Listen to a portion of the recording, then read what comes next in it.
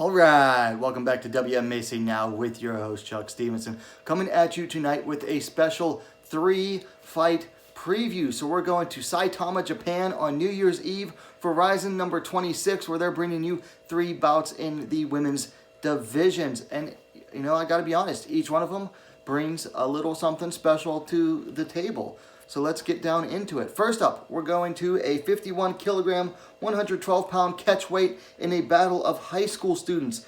Sakura taking on Eru Takebayashi. Sakura, full name Sakura Mori, coming in at 3-1. Takebayashi making her pro debut. She has fought at least twice in amateur bouts. In fact, one of them was just 2 weeks before this event takes place at Deep Jewels 31. Mori coming off a win over Pan Hui, biggest win of her career, just under 2 months ago. Before that, she suffered a submission loss 5 months ago. Takebayashi, as I said, coming off an amateur win just over a week ago. Don't have any stats for Takebayashi available on Tapology. Sakura coming in at 17 years old, 11 months. And she stands 5 feet 3 inches, 160 centimeters tall.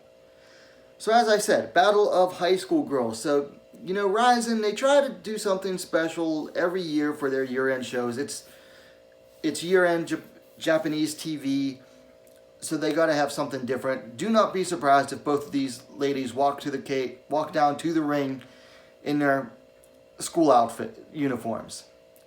Just don't be surprised. You know, one thing I did my tape study on these two. I like a lot of what I see from both of them. Takebayashi, you know, her stand-up's all right. She has decent takedown defense. But one thing I like is that, you know, she is a finisher. Both of her fights that I watched, she finished the first one with a high kick KO and finished the second one with a armbar. Very nice effort from her as well. She did get caught in a rear naked choke for a while in the one bout. Had a hard time fighting it off, but I think that was partially because of the amateur style gloves they were using, which are basically MMA sparring gloves. Mori, she's a finisher as well. Sakura is. You know, like coming off a rear naked choke submission win over Pan Hui. And her pro debut a year ago was by submission as well, armbar. So 2 of her 3 wins are by submission. One thing I like about both of these fighters is that because they're young, they fight with a confidence that just, you know, the confidence really belies their age. I was trying to come up with the best way to put it. And they fight with the confidence because they haven't been, you know, they haven't lived life yet. They haven't, you know, been pushed down or shoved down or had life really thrown at them. So they come into the fights with a tenacity that really only comes with youth. You know, that confidence, that tenacity, that they have that inner hope that, you know, they can truly achieve just about everything. And that really comes through in the way that they fight. They hunt for the finish. They show an energy. They bring everything they have with them. And that's really what I'm hoping that they both bring into RIZIN. You know, Takebayashi, she's making her pro debut. Mori is the more experienced fighter, 4 fights. I got to go with Sakura to win this one. Just by the experience factor, and I think she's slightly more polished than what I've seen from Takebayashi. So I'm going to go with Sakura to win this bout. Which moves us along to a 49 kilogram, 108 pound RIZIN super atomweight bout between Kanna Asakura and Princess B Shimizu. Asakura coming in at 17-4. Princess B coming in undefeated at 5-0. Now Asakura is coming in riding a 3-fight win streak over Alicia Zapatella, Jamie Henshaw, and then most recently over Mizuki Furuse 4 months ago. Only last loss was a year and a half ago to Miyuu Yamamoto. Hasn't fought in almost a year. Last fought in for, you know, the Bellator Japan card, where she picked up a split decision over Andy Nguyen. Ai is the less experienced fighter, but she is the elder fighter, 31 years to Asakura's 23. Asakura stands 1 inch taller, 5 feet 2 inches, 158 centimeters to Shimizu's 5 feet 1 inch, 156 centimeters. In this bout, you have a battle of lifelong wrestlers. Asakura has been wrestling since she can walk. Ai has been wrestling since she was a little girl as well.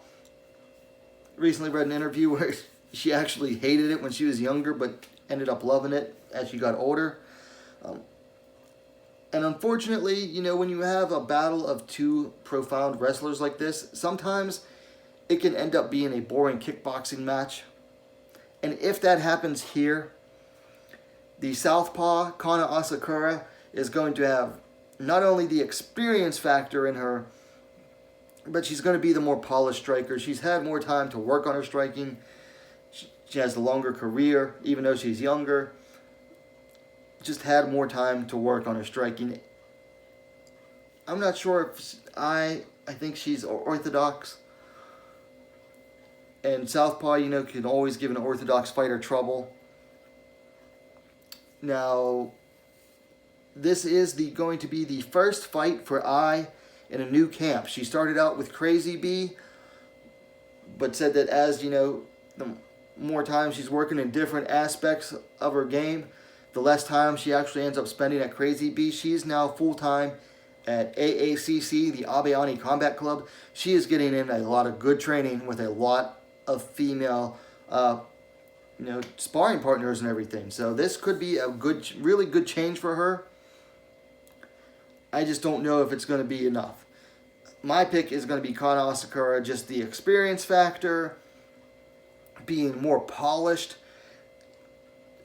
facing better opposition. As far as strength of schedule goes, Asakura just demolishes Ai's record. I mean, I think Ai has like one win over a fighter with a winning record. That was Tabitha Watkins, who had a record of 3-2. Everyone else was either a debutante or losing record. Oh, her pro debut against Nanika Kawamura. Kawamura was 2-2 at the time. So, yeah, she's only had one win against anybody with a winning record. Whereas Asakura has been in there with, you know, most of the best in that atomweight division. She's been in there with Zapatella, who's the Invicta champ right now. She's been in there with Miyuu Yamamoto. She's been in there with Tomo Maesawa. She's been in there with a who's who of the atomweight division. Just about everybody in the top 5 except for Sahi Ham. So this to me is a fairly clear-cut win for Kanna Asakura, and that's who my pick is to win this one. And then finally on this card, also in the RIZIN Super Atomweight, 49 kilograms, 108 pounds division, we have Ayaka Hamasaki taking on Miyuu Yamamoto for the vacant RIZIN Super Atomweight Championship. The belt was held by Sahi Ham, who defeated Hamasaki a year ago at RIZIN 20 on New Year's Eve. Ham has since vacated the belt and left RIZIN. Hamasaki's back in there, and she is taking on the Fighting Queen Bee in Yamamoto. Looking at the stats, Hamasaki is the more experienced fighter, 20-3 to Yamamoto's 6-4. Both fighters are coming off a win. Hamasaki over Tomo Maesawa 4 months ago. Yamamoto over Suwanon Boonsorn 11 months ago. Both are coming off of a loss to the same fighter before that in Sahi Ham. Hamasaki lost to a split decision to Ham, whereas Yamamoto lost I believe a second or third round TKO a little over like a year and 2 months ago.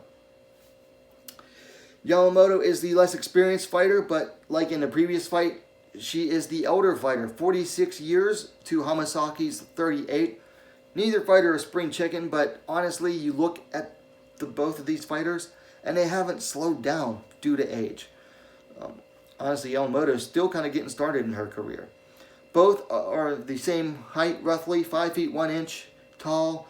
Looks like Yamamoto has a centimeter on Hamasaki, 156 to 155. You know, the early, I'll go ahead. I'm picking Hamasaki to win here. And here's the thing. It's less about, let me track that back. Hamasaki is one of the rare fighters where she is truly good everywhere the fight goes. She can strike with the best. She can wrestle with the best. She can submit with the best.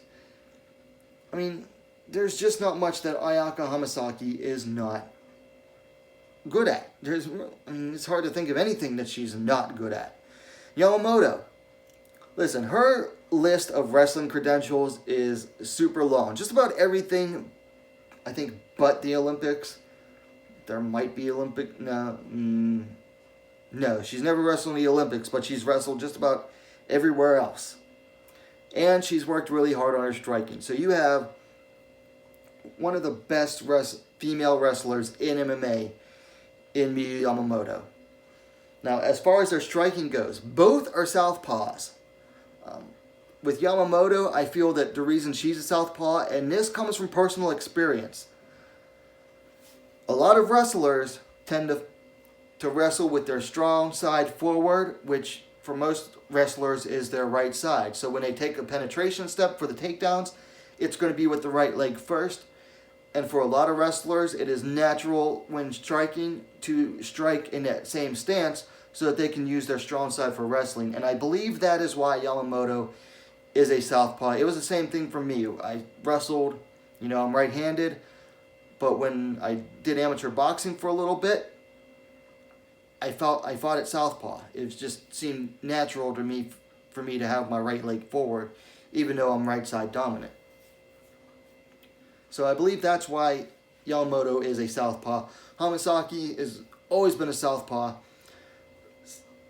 But I gotta be honest here. Hamasaki has fought more fighters at southpaw than Yamamoto has. And out of the last two southpaws, actually, when I look at their records, the last two southpaws that each of them have fought have been both Kanna Asakura and Ham, and each of them have a win over Asakura and a loss to Ham. But Hamasaki, over 23 fights, she's probably faced more southpaws, so she definitely has the stronger experience fighting another southpaw. And honestly, her striking is just overall more polished over that longer string of fights. So you got to give the advantage on the feet to Hamasaki as well. Now, as far as like their weaknesses, Yamamoto is obviously submissions. I believe I think 3 out of her 4 losses are by submission. So 1, 2, 3. Yeah, she lost 3 out of her first 4 fights, all by submission. We had a cravat, a straight armbar, and an armbar, all within her first 4 fights. Her most recent loss was via TKO. So obviously, she's prone to getting submitted, which against Hamasaki is not a weakness you want to have. Now Hamasaki, on the other hand, yes, she is great at everything. But her biggest weakness is that she tends to put herself into situations that she should not be putting herself in. She tends to find herself in trouble spots. And I've often wondered if it's maybe due to overconfidence. I mean, when you have a record of 20-3, you have every reason to be confident. But sometimes you got to wonder if that overconfidence plays a part inside the ring as well, where she doesn't get worried about anything, and that's how she ends up being in some trouble spots. For example, when she fought Amber Brown, she admitted afterwards that she got saved by the bell. I believe she was in an armbar or a triangle, and admitted that she was stuck and got saved by the end of the round, and had the bell not sounded, that she probably would have ended up submitting. And then in her last fight, her most recent loss to Ham, she spent over half of the second round stuck in a triangle that really she should not have found herself in.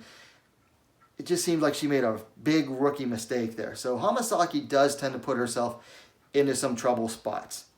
Now, as I said, I'm going with Hamasaki to win here. Now, is it completely unfathomable to think of Yamamoto winning? Oh, heck no. Just because of Hamasaki tending to put herself into those trouble spots, Yamamoto can win. It's just that the odds heavily favor Hamasaki. You look at on Tapology, 306 predictions, 91% in favor of Hamasaki, 9% for Yamamoto. So for me, this is less of a clear-cut win than Kanna Asakura versus Ai, but it's still definitely in favor of Ayaka Hamasaki, and that's who I'm going to pick, and she'll regain the RIZIN Super Atomweight title. Okay, so those are my picks for RIZIN, 26, this coming, is it Thursday or Friday? I think it's Friday morning, New Year's Eve. It'll be like New Year's Eve in Japan, Friday, like early New Year's Eve day for us in the U.S. Now, this is available through RIZIN's website via online pay-per-view. I believe it's about $25 in the U.S., so if you want to splurge, go ahead. I'm going to this time. I haven't bought their last couple pay-per-views just because they were a lot pricier. They were like twice the price and just weren't delivering on the value. So definitely going to check out this one, all 3 fights. Probably get up or like take a nap earlier in the evening and then wake up and watch these before I have to go into work. Anyway, those are my thoughts on the 3 fights. Let me know your thoughts in the comments down below. If you like the video, please give it a like. While you're at it, go ahead and subscribe to WMMA Scene Now, the most complete women's mixed martial arts dedicated platform on YouTube. Thanks for watching. We'll see you next time.